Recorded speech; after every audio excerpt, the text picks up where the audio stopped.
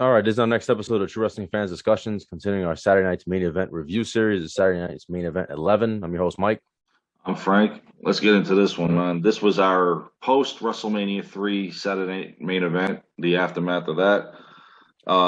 It was originally done on April 28th, 1987. It aired May 2nd, a few days later, 1987, from Notre Dame, Indiana. Uh, Capacity crowd on this one was kind of light, Hmm. 9,345.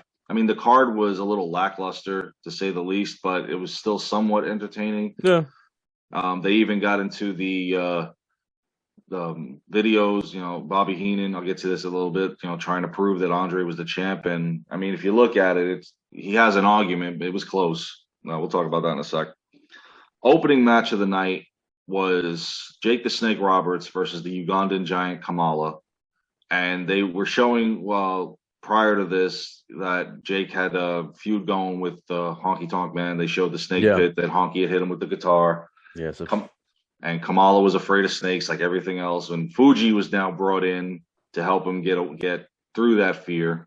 I think that was the one where he hit him with supposedly the story is that he hit him with the wrong guitar. It wasn't gimmicked properly or This one something. didn't shatter, yeah. Yeah, I think this was the one. This is a famous incident that happened. It didn't shatter, and then Jake went on to blame Honky Tonk Man because that's when he supposedly got they get the painkillers or something like that. I don't know. Yeah. It was It Honky's was Honky fault. Tonk Yeah, Man, okay. but they did hit him hard. They were apparently it Oh, wasn't I'm gimmicked. not denying that he It was hurt supposed to him. shatter right away. Yeah, Yeah, I'm not denying he hurt him. I'm just, yeah, don't you're putting the blame yeah. I solely on know, I him. know. I think it was a lot more than that. It was a lot more of that story. So So, and anyway, like I've said this before, Jake Roberts is one of the few guys that, with the weight difference, can really put on a good match against a heavier opponent. And this match wasn't bad. I mean, it was 4 minutes, 18 no, it wasn't. seconds. And you had Jake, go remember ahead. you had Mr. Fuji, and Kimchi. Yeah, at ringside, and Kim Yeah, Chi's because yelling at him, what to do and whatnot, and the foot in the face and whatnot. I mean, Jake actually figured out how to get him down. He got him with the knee off the top rope, and he was just about to put the DDT on him when Kim Chi comes in, hits him. The Ugandan Giant Kamala hits the splash, and he beats Jake the Snake Roberts.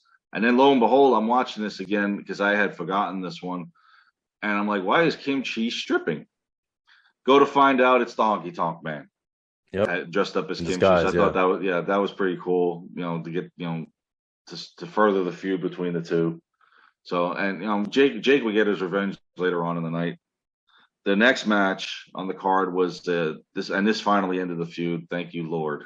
It was a lumberjack match between George Animal Steel and now former yeah. Intercontinental Champion Randy Macho Man Savage. And this match really took place because how Savage blamed George Animal Steel for costing him the Intercontinental title at WrestleMania 3. And then when Mean Gene is interviewing George, he's like, "Do you even understand like the concept of this match? Like 15 guys out there can throw Yeah. you back in and beat you up." And he's just like, puts his head on his shoulder. Right. They go back and Ricky's like, "Are you trying to confuse him?" He goes, "No, I'm trying to tell him if you ask him if he knows what the hell he's going getting himself into." That was funny. Ricky Steamboat comes down with him to the ring. And this match was pretty good. I thought they focused more on the lumberjacks than they did them because every 2 seconds one of them's being thrown out to the side, and then the lumberjacks have because the Bulldogs and Hart Foundation were down there, so and Tito and Danny Davis, so they were focusing more on that. And then of course Kim Chi was down there, the real Hmm. one. And then you see Jake come down with his ribs taped up with the snake. I mean, this match was like you just wanted the feud to end. And Savage actually, he beat him. It's over. It's done with. Thank God. Yeah. Yes, he's focusing now on trying to gain back the Intercontinental Championship from Steamboat. So, like I said, thank God this feud was over. And they had Kimchi and Honky Tonk Man there. Yeah, so we had the real one Yeah. Yeah. there, which was cool. But like I said, And they then were focusing too much on them. Kimchi was fighting the snake. That was funny. Yeah, I like that because the little snake spot. was trying to wrap himself around Yeah, him. I And like so, that yeah, that little spot. That was funny. It was entertaining. yeah, they kind of saved the Hmm. match because honestly, I'll say it was a little boring. The next match to me was confusing because of the stipulations and everything. I'll get to that in a second. It was for the WWE Tag Team Championships, 2 out of 3 falls match. The Hart Foundation giving the rematch to the British Bulldogs. who were screwed out of the titles by no one other than Dangerous Danny Davis.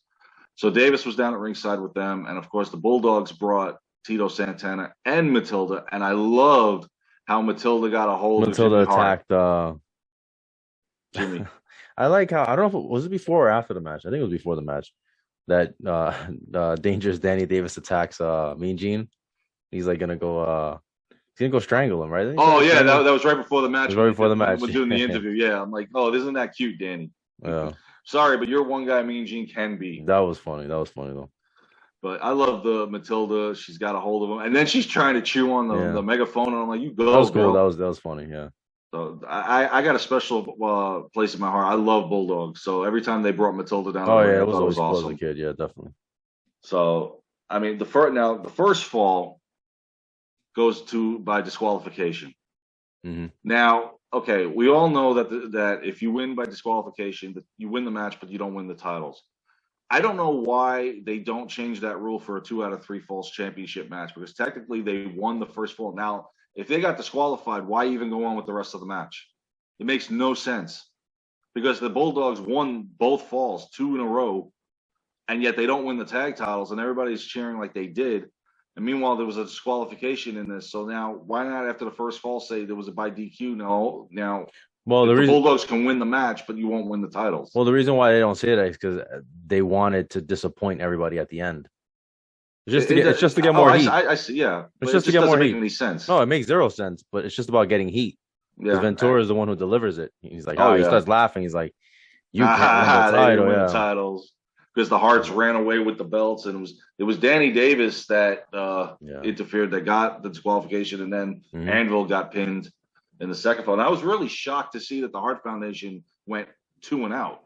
Like, I really thought this would go the full. I figured 2 was going to go 3. Yeah, but this just intensified the feud between the two of them even more. And so the Hart Foundation still remains the tag team champions. The next match was for the Intercontinental Championship. It was newly crowned champion Ricky the Dragon Steamboat, his first title defense against the mighty Hercules Hernandez. And this is where I said that the last Saturday Night Main Event, when Hercules won the Battle Royal, that this would get him something, and it did. It brought him the #1 contendership for the title. Now, what made this match fun was that they're watching Randy Savage is watching this in the back, saying, "I hope Steamboat wins," and Mean Gene's like, "Wait a minute, are you like favoring him?" And he's like, "And hello, Gene. He wants him to keep it so he can take it off." So he can take it off. Yeah. So finally, he can't take it anymore during the match, and he actually comes down to the ring. And when you look at this, you're like, okay, is this the start of his fan favorite turn? Later, of course, obviously at the end of the match, it's not the case, because he interferes. He's holding Hercules' leg, trying to get him disqualified. Heenan's even like, what the hell are you doing? Hercules gets in his face. Finally, as the match is progressing, Hercules gets himself disqualified anyway. It's like, it's as if that Bobby Heenan and Savage came to an agreement.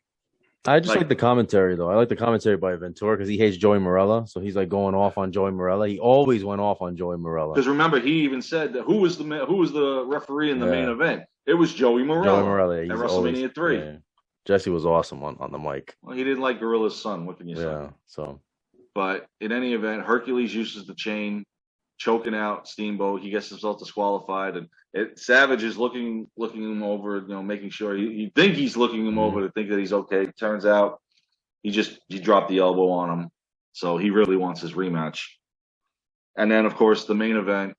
I'll get into that before we get into the Hulk Andre thing.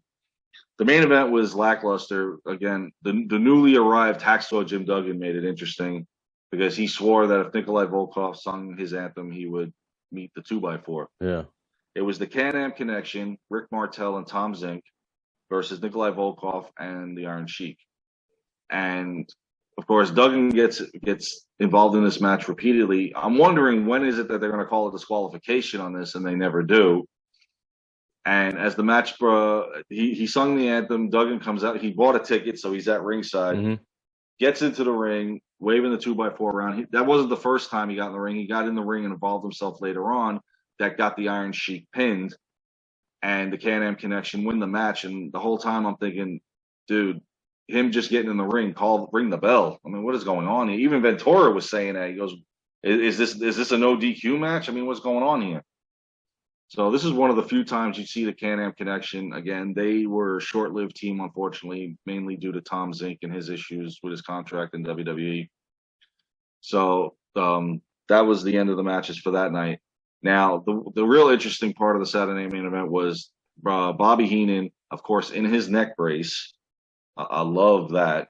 Sitting down with Mean Gene and Andre, saying that he had the footage that shows Andre was the winner, and they go back to the very beginning of the match where Hogan tried to slam him, and you could make an argument for it. Number one, Morello was in the wrong position to make the 3 count. He should have been on the other side because he could have screwed up that night because Hogan technically right before 3 got the shoulder up. But if Morello didn't stop the count, he could have ruined that night. I think he was in the wrong position. I think he should have been on the other side. But Hogan almost lost the title to that slam, and that's where Heenan was making the argument that it was a 3 count. Andre's the champion. Andre's still undefeated, and no, this was well done. I like Hogan's promo too. How he said when he picked him, he picked him up, that when the first time he fell on him, that he thought Hulkamania was over right then and there, but he kicked out, and there's at that point that he knew that he could beat him, and after he got up, and he had 93,000 Hulkamaniacs behind. This is good stuff. This is good stuff. I mean, even though they didn't wrestle on that night, but this was good. It was good for the show. And I believe right after this is when Andre kind of took his break, because then we don't see him again shortly until the Survivor Series. Right. Yeah. So this was just kind of like extending that feud. Yeah. So which is good. That feud was awesome. It was classic. Yeah, it was really well done. Bobby Heenan's always awesome on the mic, and always with Hogan too. Yeah. So I thought it was a decent Saturday night's main event. There was actually a Tito Santana cameo. I think it's during the tag team match. We didn't mention it, but I think it was during the Bulldogs and he was down at ringside because Danny Davis was there. Yeah, Tito came out. So this is a good night. Remember, Tito got screwed by Danny Davis. Exactly. That's why he was out there. And this was also because remember WrestleMania 3, it was the 6-man tag. The titles weren't on the line. Right. Hart Foundation and Davis versus Santana and the Bulldogs. So this was still going on. So I found this episode still entertaining. I thought it was still decent. Yeah, you still had the heated rivalry between the two teams. You have the end of a feud, thank God, between Savage and Steel. You still got the promos going on, building up a Hulk and Andre that is coming again. And then the Can-Am connection, a young team that unfortunately, again, like I said, didn't last long because of issues that Tom Zink or Z-Man has. Most people know him that he just had with WWE. So, all right, you guys, let us know what you think. Please like, comment, share, subscribe. We'll see you guys soon. Take care.